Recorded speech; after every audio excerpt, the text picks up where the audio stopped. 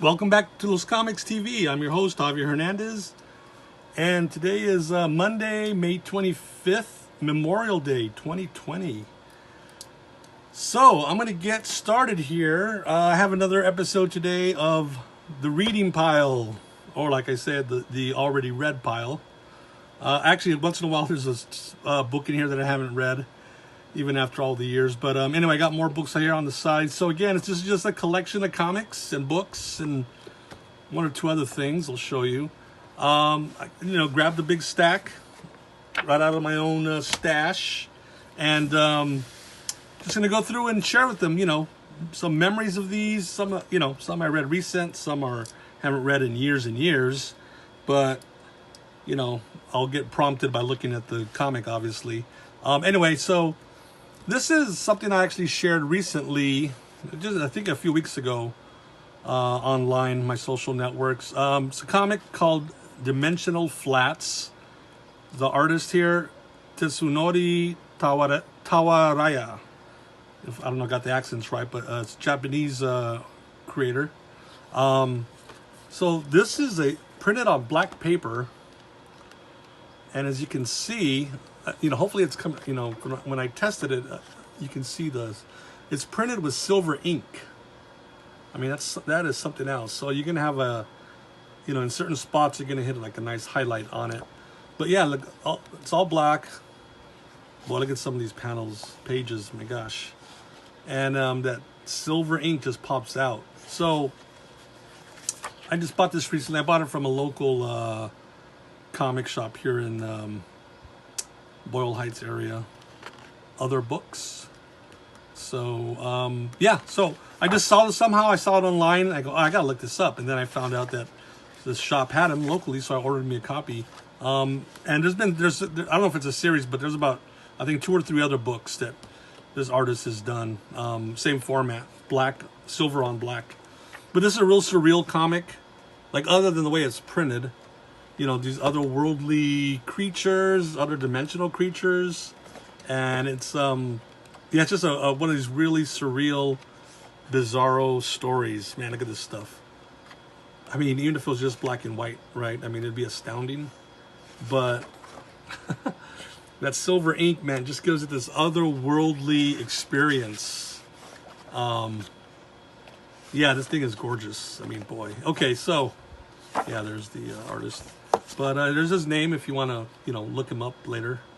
Tsunori Tawaraya. So let's see. Let's keep going through this pile here. Here's a book, literally a hardcover book.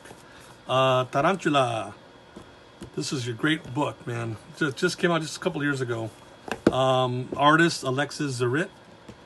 I've seen him online for some years now. I've never met the guy, but love his art. Written by Fabian Rangel Jr. and the letters are by Evelyn Rangel. Alexis would have done the colors too. So, so again, I don't know if you're familiar with old Mexican movies like from the Lucha Libre Santo days, but there was a Batwoman movie, not DC's Batwoman. This was a Mexican superhero wrestler. I haven't seen the film myself, but she had a similar outfit like that. But that's what she reminds me of. But anyway, this Tarantella character, she's an ass kicker, fighting weirdos, bad guys, all kinds of, criminal deviants. Boy, look at that. Look at the art style though. It's this really loose, rough. It's a great art style. I really love it. It's really expressive. It's the epitome of hand drawn. You can just see like the brush strokes and the unique perspective that the artist brings to this. These weird villains. Senor Muerte. There's Tarantula. But look at the color scheme, right? It alters, 2 colors, and sometimes it's more, I guess you call traditional, where things are. But look at this. Look at that spread. Look at that one. And so there's just all kinds of weird creatures in here, monsters, demons, and she's just going through and having to battle them all. So it's a great, look at this stuff. It's got grindhouse elements. exploitation film, European trash cinema, lucha libre, of course. So this is definitely like it's very violent, very graphic, no question about it. But the way it's drawn, and the very interesting characters, very over the top, almost cartoony. It's a very fun book. So if you're into this type of stuff, as far as like your movies and such, Tarantula will definitely, I think, you got some Satanism in there. Should be right up your alley. It definitely was mine. So this book there it is, Tarantula, by is it Ad House Books? Yeah, my puny eyesight sometimes cannot read this stuff. But anyway, that's that one. This isn't a comic, but it was in my the stack I pulled out. My friend Graciela Rodriguez. I think I reviewed one of her books in the previous. I'm sure when I in the life of doing all these episodes, I'm going to run across. I'm probably going to repeat myself a couple times. I'm going to pull another book out that I had reviewed previously, but if I don't remember, maybe you won't either. I don't know. So to Jab, I hope you enjoy my adventures. Anyway, Graciela, I've known her for years now, probably 10 years. She went on a European trip a few years ago, 4 or 5 years ago, maybe 3. Anyway, she kept a little, an art journal with watercolors. I guess she had a little watercolor kit. So everywhere she went through Europe, she would Amsterdam, the canals, and the the red light district, we'll say. That's what she calls it there. And I guess you just literally walk through and shop the windows for whatever you're looking for. But anyway, Graciela did these beautiful watercolor drawings, and of course when she got back home, she put them in a book. I guess most of them go this way. Yeah, well, here's a sideways one. But anyway, I love the art, that watercolor style, very loose. She does it right there on the street, so it's got to be really quick, and you just get that impression, her impressions of what she's looking at. 2015 is okay, so about 5 years ago. So anyway, this is a great little book. I'm glad. I'm glad for her she went on this trip. She's been planning it for some time, I remember, and I'm glad as an artist she got to, do these wonderful little drawings. And I'm glad for us as, fans of art and stuff, we got to, I can get a book of it. So my European adventure, sketchbook of my travels abroad. I know she's taking other trips too. I don't know if she did other books on that, but I'll have to check with her now. So that's my European adventure. Here's another friend of mine, and I've known this guy about 20 years, Ted Secco. I'm sure I mentioned him before. Boys, this guy does a hell of a lot of work. Like these 2 little books, I don't know, man. There must be 30 comics he's done, if not more. He does these little things. He does them, and then he kind of prints a few up sometimes, and then he's done. Like, he's done, he says. So, what about the conventions is what I ask. But sometimes he just does it for himself, and he'll do a few copies to give out to some friends or people, whatever. Anyway, I am one of the lucky ones, because check this out. Check out this comic. I think when he did it, we were joking, like, oh, what is it, a skyscraper comic, right? Because, look, it's all, it's tall, like a skyscraper. It's very funny, the format. So he's always playing with format. Anyway, this is one of his, Orgo the Ugly, Village of the Rotting Flesh. So yeah, Ted is definitely in that wheelhouse of the bizarre, kind of like that Tarantula comic. Surreal, robots, monsters, demons, spooky stuff. But it's all very fun. Ted's a real fun guy. He's not like you might think, oh, he must be some really dark dude with like tattoos of this artwork all over his body or whatever.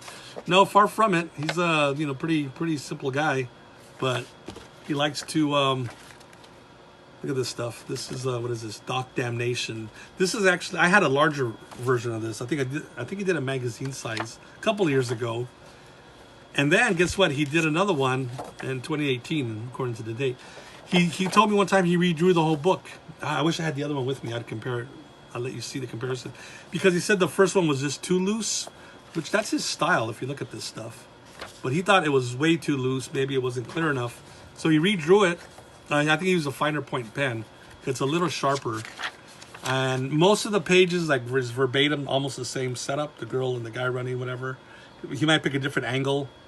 And then sometimes there'll be a panel different from the original one. But again, you know what?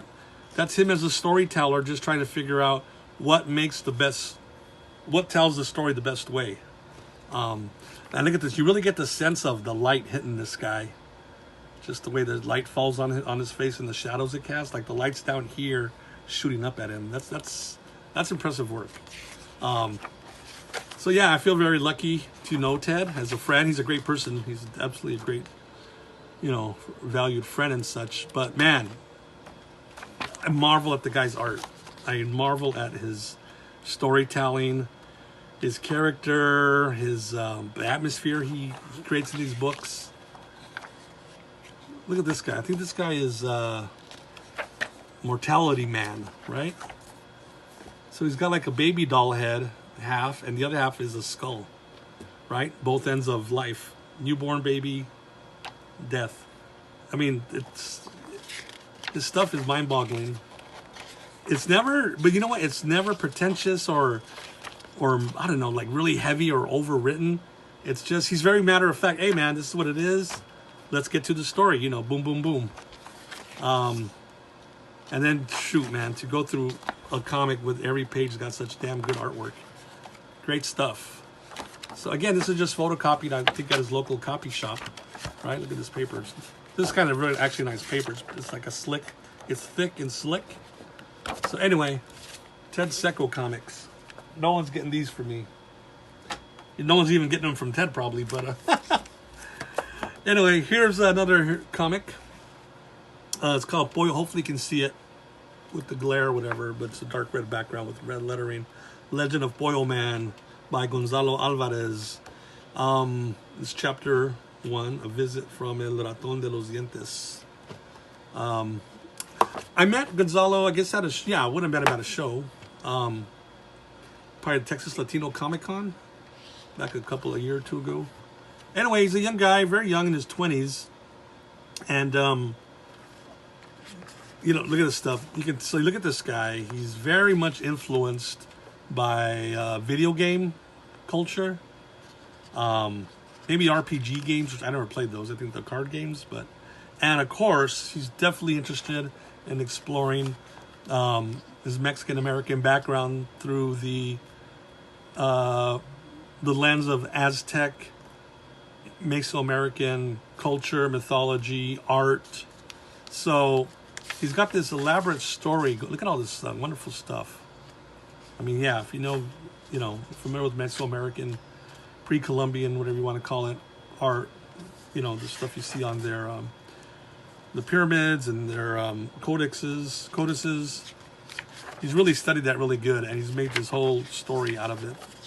It's about this young boy, and he goes on this adventure, right? Which is like, okay, we've had thousands of stories like that, and they're always great beginning points. But, like I said, his is done through the prism of, ancient Mexican mythology and such. So what's neat about this particular book, he was going to do a series of these. This is the opening chapter. And then when he put it out, or he was just got, he printed these up and, he started releasing them to people. At one point, he actually got a book deal. And, he's talked about this online. I'm not giving out any secrets. I don't remember the publisher. I don't know if he announced the publisher. But he is, so basically, one of the New York publishers, a big book company, they heard about this, very interested in the story. And I guess they want to release the Boyle Man series. So he's been, and he's talked about it, he's shown the images and such. He's been reworking the story because, he's got an editor. So, that's going to help him streamline the story, and, maybe they can point out the strengths of it and such. So he's kind of reworking it. So this is now instantly became a rare item because he's done with this version of it. He's not going to print more. So I got one of the, that first batch. So it'll be neat to see when Boyle Man comes out. I'm not sure. It might be due next year. You know, everything now just got thrown off, I'm sure, with this pandemic and everything. But, you know, if you're watching this video and then one day you hear about Boyle Man, it's by Gonzalo Alvarez. It comes from here first. So good for him. You know, he's real passionate about wanting to get these type of stories out, you know, with these type of protagonists, you know, Mexican American, Latino characters, which we definitely need a lot more of in comics and even in children's books and, you know, pretty much everywhere. And, you know, I've been doing my part, so good for him, Boyle Man. Let's see. Let me take this one out of the bag. This is a recent comic. I know people say, do you ever buy recent comics? Yeah. They just don't happen to be like Thor or Iron Man or Green Lantern, but nothing wrong with those if that's what you like. But here's a book called Gut Ghost. I mean, what do you need to know about it, right? It's Gut Ghost. It's a relatively new comic. I think there's been about maybe, I want to see a few issues. I don't know if this is actual series or he does like just a one shot and then he'll do another one shot. Because I think I have this one. I think I have one other one, but I've seen one or two other ones. But it doesn't matter. This is a guy. Let's see, what's his name? I'm sorry. Yeah, Enzo Garza. Enzo Garza is the. Yeah, it's all him. The whole book, the art, the lettering, the story, the coloring. It's published by Scout Comics, so these are some of the people at the company. But yeah, Enzo's story. Look at that. Oops, Gut Ghost just exposed himself here. He's got guts, right? You got guts, kid. But again, here we go again with like surreal, weird comics. And yet, for me, there's just something funny about it, right? I don't know. It's not frightening. It's absurdist at some point. But it's very good quality art and storytelling. So you can look up Gut Ghost and check out some of his work. But yeah, man, comics, you know, just this is a recent comic. And just exposing the guts. It's pretty recent. It's got to be within, I want to say, oh man, yeah, okay. January 2020, put my glasses on. Yeah, before the big pandemic hit us here. So I guess it's one of the last comics I walked in the shop and picked up. But you too can look up Gut Ghost by Enzo Garza if you want to get some, you know, fun, crazy comic stuff. Okay, yeah, again, this is off my pile here. This is a collection of Batman from DC. This is a collection, you know, Batman's been around, what, 80 years now? This is a collection of Batman in the 50s. Batman came out in 39, the first issue. So this is just a tiny selection of the books that came out in the 50s. That's a whole decade worth. I don't know how many, must be a couple hundred books that came out. But this is one of my favorite periods. The Batman, you know, you should be able to tell by if you don't know Batman, other than like the dark versions that you see nowadays. You know, this was very family friendly, kid friendly by the time the 40s and the 50s came along. They even brought in little Batmite, which I may have showed this book before because I know I talked about Batmite in either my first or second episode. Anyway, Batwoman, Robin, there's Batman. But these are great stories. So one of my favorite artists of Batman, I probably consider my favorite. I mean, I love Frank Miller and some of these other great guys, Neil Adams. Yeah, gosh, I hate when I blank out like this. But anyway, Dick Sprang. Dick Sprang was one of the classic Batman artists. Look at just that, you know, that very cartoony, fun art of his. Knows how to tell a story, and it's just, yeah, the classic Robin there. This is funny. This is Batman, the Superman of Planet X, otherwise known as Batman of Planet X, or Planet Zur-En-Ar, whatever. Just say X, it's easier.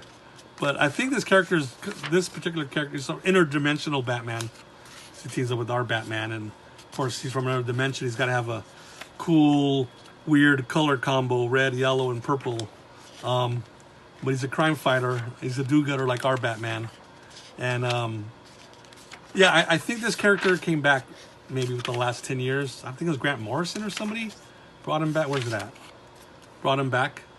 I think there was even an action figure of him. But anyway, these stories are very fun. Dick Sprang was one of the artists. I think there was a guy called Lou Schwartz. And I think Shelley Molduff, if I remember from the credits, also did some of this work. If you're wondering, like Bob Kane, the creator of Batman, because he signs all the books. Did Bob sign this? Yeah, by Bob Kane. At this point, Bob was, I think, just kind of kicking back, collecting the royalties while all these, Bill Finger, the writer, and other writers and all these other artists were churning out the books. So I guess, yeah, Bob Kane was in that position with his contract to, have that. He did create the character, or at least co-created it. But anyway, I don't want to get into all that. Look that stuff up. But anyway, these stories were fun. Nobody got killed. Nobody died. There was a lot of solving the mystery elements to it. Like Batman finding clues. He's a detective, and he's always portrayed that way. But I think for the younger readers, they kind of made sure that they'd find clues. Here's Robin going over something, and they're very fun books. I mean, this art is I just love it so much. About 10 years ago, there was that cartoon series, Batman Brave and the Bold. That rings a bell. They try to emulate this style a lot. I mean, that Robin is very distinguishable, and then the Batman. Look at that Batman, the big smiling Batman with that particular blue and gray. But anyway, I didn't read every single issue story in here, but yeah, here's a Dick Sprang Two-Face. I mean, boy, it's a great one. So these are fun. There was one for, I think they did one for every decade. And I may have one other one, but this was the first one I bought. And if it's the only one I have, that's fine. Of the old classic stuff, the Bat Plane. Okay, here we go. There's another collection. Not a collection, but a thick annual. This is Flaming Carrot Comics. That's the Flaming Carrot, folks, if you don't know him. Yes, here's the costume. He's got pants and a shirt, and then he's got this carrot, helmet or mask. I don't know, but think of like a big giant foam carrot the guy puts on, and it's got a flame on top. And he runs around with flippers in case, I guess, the off chance he ever falls into the water during that adventure. At least he's got the flippers on. So, created by Bob Burden. Yeah, here we go. Art is story by Bob Burden. I think the original ones came out in the late 80s, maybe mid 80s. Coming out of that black and white explosion of, remember Ninja Turtles, Teenage Mutant Ninja Turtles? I think we talked about that. That was like one of the big high water marks for creator-owned black and white indie comics. So Bob Burden did his own. He still does Flaming Carrot comics.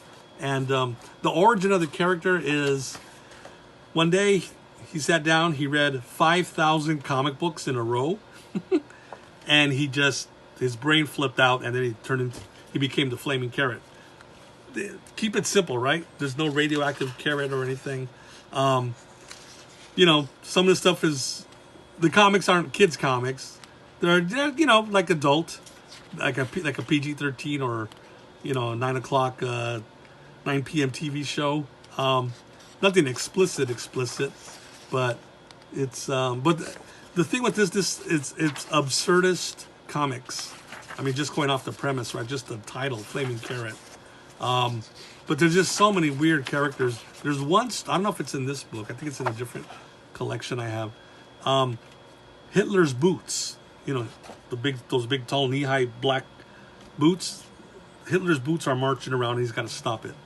So by telling you that gives you the sense of the scope or the insanity that Bob Burden likes to put his type of stories he wants to do and where he wants to put the Flaming Carrot. So there's a lot of Flaming Carrot comics out there. I think there's a new collection maybe by Dark Horse or Image, but collecting, I don't know how many dozens of issues, and they're probably gonna start collecting them at that point. If it's a new collection series. So love the Flaming Carrot. So look into that if you want something really, really out there. Let me put all these out here. So yeah, not surprised. Of course, the era I was buying comics. Yeah, right here, the 25-cent era. which is right in mid 75. You know, pretty much I started, and then they go 30 and they start going up all the way up to 60 cents at one point, and now they're $4. Anyway, this is not my original cop, because look at the shape of that. I mean, can you see that beautiful glare on it, and it's not all mangled up? This one is mine. But anyway, let me go with this one, since this is my actual comic. Yeah, back in the 70s, The Thing from Fantastic Four, he had his own title. It was Marvel 2-in-1. So it was like team-up book. Spider-Man had one too. So every issue, The Thing teams up with another superhero, which were great stories, because they're always, for the most part, they're always just one issue, and it just rotates every issue, another superhero. So just a quick adventure, beginning, middle, end. They team up for fight some villain, and then, it's just a great way, though, for you to learn about, oh, okay, I never heard of Spider-Woman.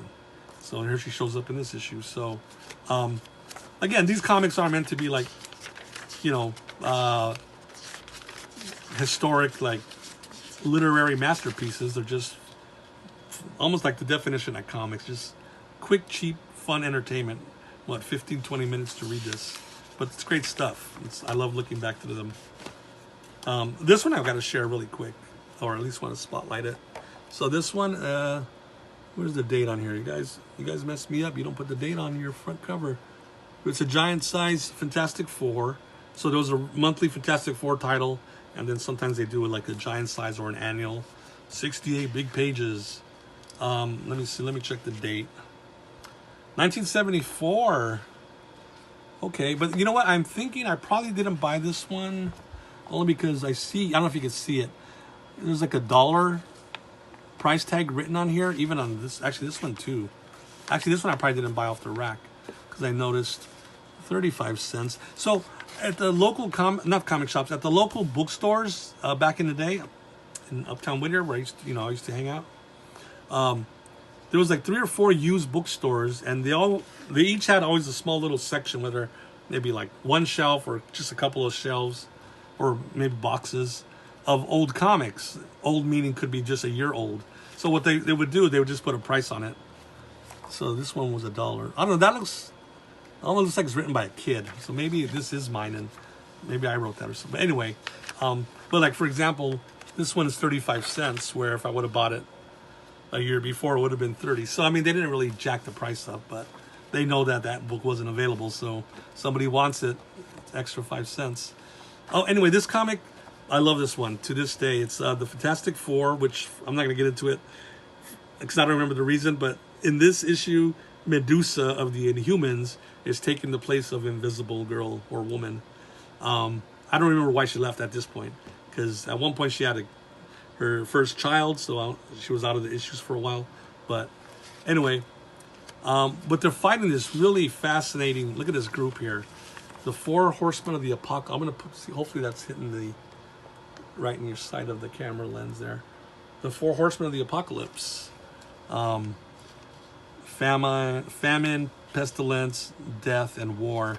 I love what they did with death, because right, we all work, we all do characters of death and skulls and whatever, zombies. But here they represent it. He's just got a blank head and he's all white. That's really interesting. That's very different. Because I think the obvious thing, the natural thing is, well, make it a skeleton of some type. So good for them. Rich Buckler is the artist. Actually good for him. Where is the credits?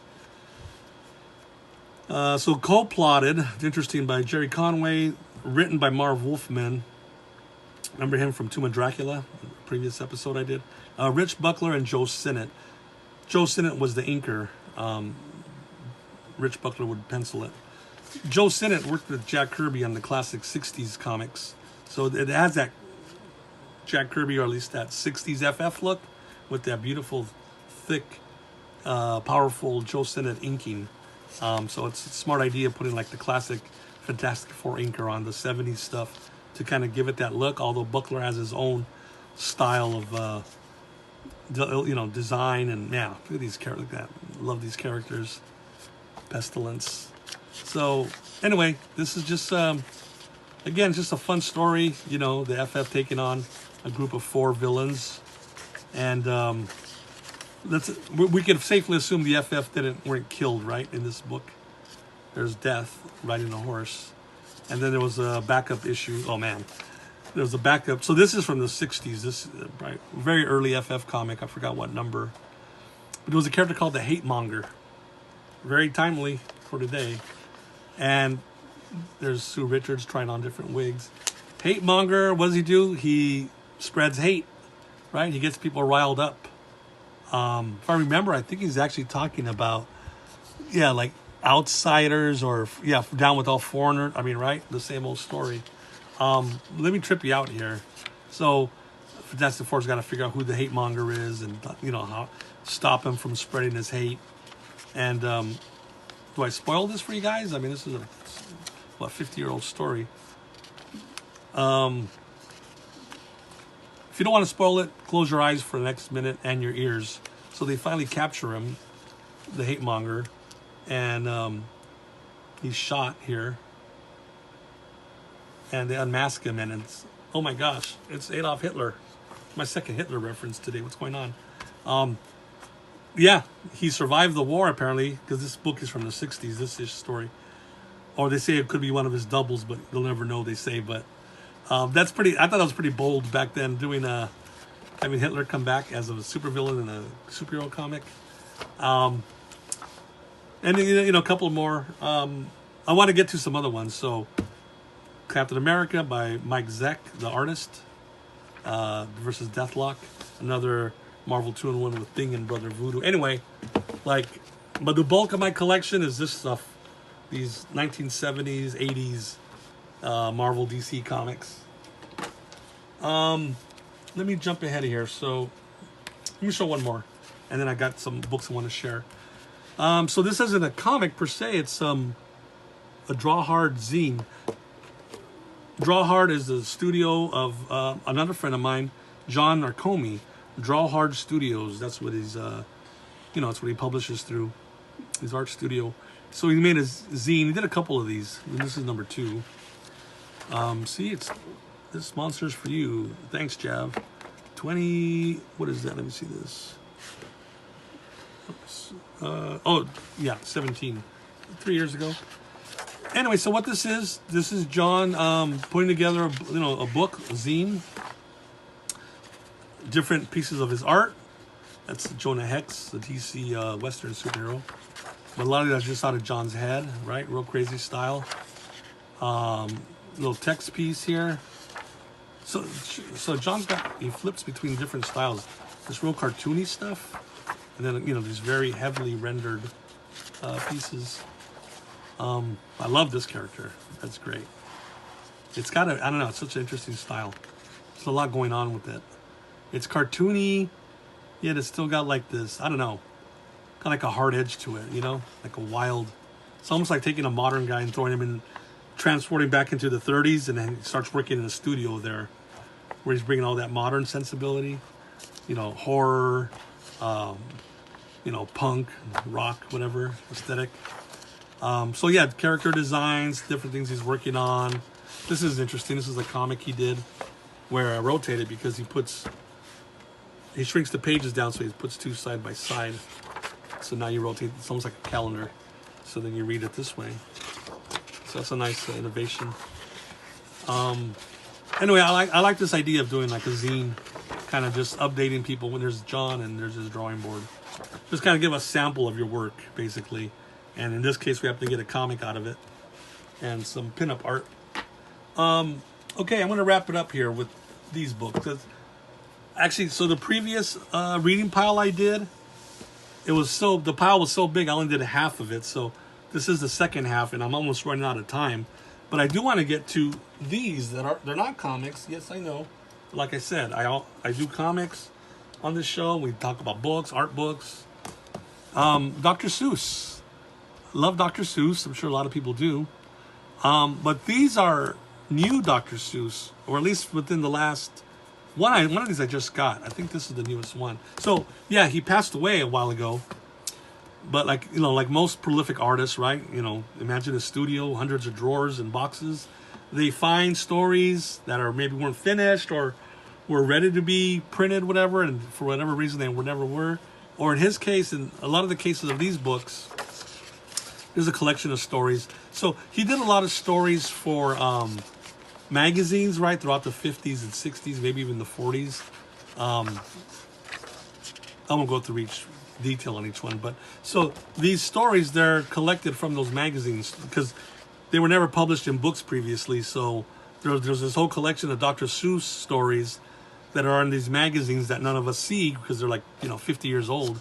So, this one guy, I think he's a Dr. Seuss historian. Yeah, Charles Cohen.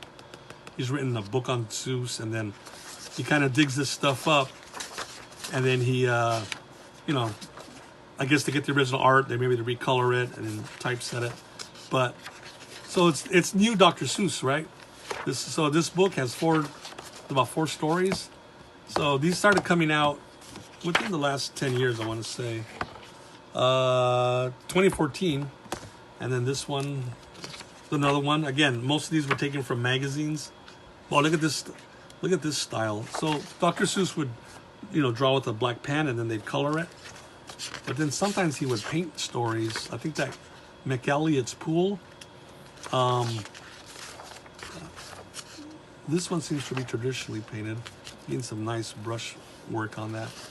But anyway, like I said, these are new to us modern readers, Dr. Seuss stories, written and drawn by him. And like I said, probably colored. It's new coloring, but it's obviously based on, keep it in his style. So I'm sure they would reference the books at the time to keep that same aesthetic.